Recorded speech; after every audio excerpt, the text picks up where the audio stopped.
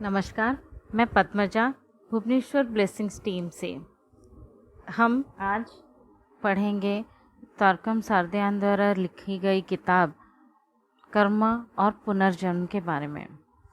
पहले हम जानते हैं इस लेखक के बारे में। तारकम सारध्यान जी एक आर्मेनियन अमेरिकी थे। वो तुर्की में, उनकी पैदाइश तुर्की में हुई थी और उनके पिता के द्वारा उनको अगाध ज्ञान मिला था। वो एक आध्यात्मिक लेखक हैं और अपनी संस्कृति की सही विश्लेषण करते हुए उन्होंने काफ़ी सारी किताबें लिखी हुई हैं। उनकी कृतियाँ 170 से ज़्यादा पुस्तकें हैं और संगीत के टुकड़े उन्होंने व्याख्यान किया हुआ है। तारकम सारध्यान जी ये जो पुस्तक है कर्म और पुनर्जन्म जो लिखी हुई है, ये पुस्तक बहुत सुंदर है। शायद हम सबके लिए ये पढ़ना बहुत ज़रूरी है, क्योंकि हमारे जो सवाल रहते हैं ज़िंदगी से, जो हमारे साथ ऐसा क्यों हुआ, ऐसा क्यों होना था, ये क्यों हुआ, जो हमारे जो सवाल होते हैं, शायद उन सारे सवालों के जवाब इस किताब में हमें मिल जाएंगे। तो चलिए दोस्तों, शुरू करते हैं किताब। पुस्तक शुरू हुई है एक कहानी से, द वाटर पिक्चर या पानी का घड़ा। ये एक तारकम सारध्यान जी के एक छात्र ने लिखा हुआ है।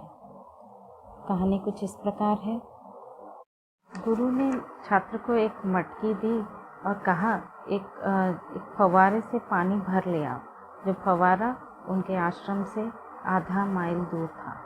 छात्र घड़ा उठाए चल दिए और जाकर वहाँ पे पानी भरे। घड़ा भारी था और उन्होंने उसमें पानी भर के घर की तरफ, अपने आश्रम की तरफ चलना शुरू किया।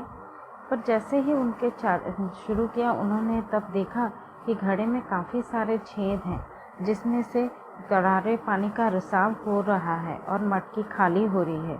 तो एक हाथ से उन्होंने पानी का रिसाव रोकने की कोशिश की और दूसरे हाथ से मटकी उठाते हुए चलने की कोशिश की। उन्होंने जब पहुँचे आश्रम में, उन्होंने देखा उसमें तो पानी बस 2 इंच ही बाकी रह गया था। तो उनको देखते ही गुरु ने पूछा, क्या पानी ले आए? तो उन्होंने कहा, हाँ, पानी तो मैंने पूरा भरा था, पर काफ़ी सारे छेद थे इसमें, तो अभी बस 2 इंच ही पानी रह गया है। इस बात पर उनके गुरु ने बहुत ज़ोरों से हंसने लगे और हंसते हुए उन्होंने कहा, यही तो होता है उन सभी लोगों के साथ जिन्हें यह ज्ञान से भरा हुआ मटका दिया जाता है, लेकिन जो उनके दरारें हैं या छेद है, उसमें से वो पानी बह जाता है। तो शिष्य ने पूछा, ये दरारें क्या हैं गुरुजी? तो उन्होंने कहा, ये दरारें जो हैं आपके भय, क्रोध, ईर्ष्या, प्रतिशोध, घृणा, स्वार्थ, सांसारिक इच्छाएं, पाखंड और घमंड है। यह किसी भी इंसान रूपी घड़े में अगर ये सब छेद हो, भले ही उनको कितना भी ध्यान दिया जाए, ज्ञान कितना भी मिले, उनका घड़ा भरा हुआ नहीं रह पाता है, वो उसका पूरा फ़ायदा उठा नहीं रह पाते हैं। तो हमें इस ज्ञान का फ़ायदा उठाने के लिए हमें अपने ये छेद भरना होता है। अब आते हैं दूसरे हिस्से में, जहाँ पे लेखक ने डेफिनेशन या फिर व्याख्या किया है कर्म। कर्म क्या है?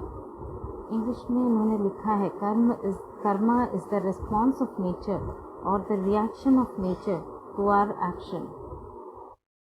यहाँ पे हम समझते हैं नेचर क्या कहते हैं। नेचर किसे कहते हैं? नेचर का मतलब है प्रकृति।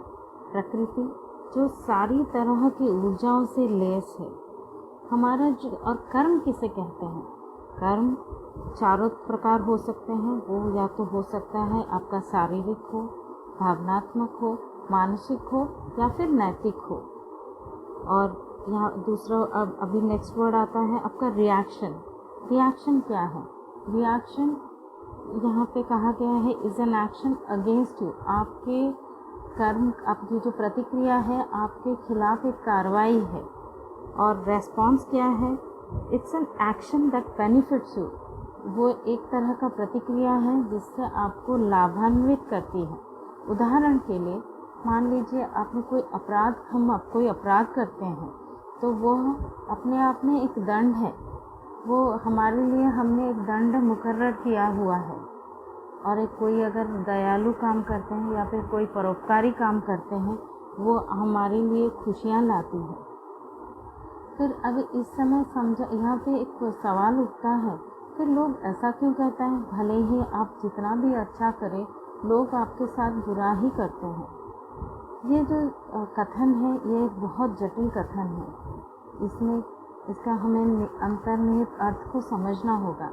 हमारे कार्य का महत्वपूर्ण बिंदु ये नहीं है कि ये काम किस तरह का काम हमने किया है, उसके पीछे का हमारा मकसद ज़्यादा महत्वपूर्ण है। मतलब हमारे करने का जो सही मकसद, अंदर जो हमारा मकसद है, वो सबसे महत्वपूर्ण है। उस काम का अगर हम मापदंड रखें तो वो समझने के लिए मकसद ही सबसे ज़्यादा महत्वपूर्ण है। जैसे कोई इक्का दुक्का अच्छा काम कर दिया, या फिर हमने कोई एक अच्छा कर्म कर लिया, तो इसका मतलब ये नहीं होता कि ये अच्छाई के बराबर हो गया, और ना कि हमने कोई एक बुरी दिखने वाली कोई भी हमने काम किया है, उसका मतलब ये भी नहीं होता है कि ये भ्रष्टाचार, आंतरिक भ्रष्टाचार का प्रमाण है। मतलब काम कैसा भी दिखे, अच्छा दिखे या बुरा दिखे, असली बात है या जो इम्पोर्टेंट बात ये है कि इसका कर्म का हमारा मकसद क्या है। तो दोस्तों आज के लिए इतना ही। अगले अध्याय में हम पुस्तक की जो इंट्रोडक्शन से शुरू करके सारे जो 34 चैप्टर्स दिए गए हैं, हम उनकी पढ़ाई शुरू करेंगे। धन्यवाद दोस्तों, नमस्कार।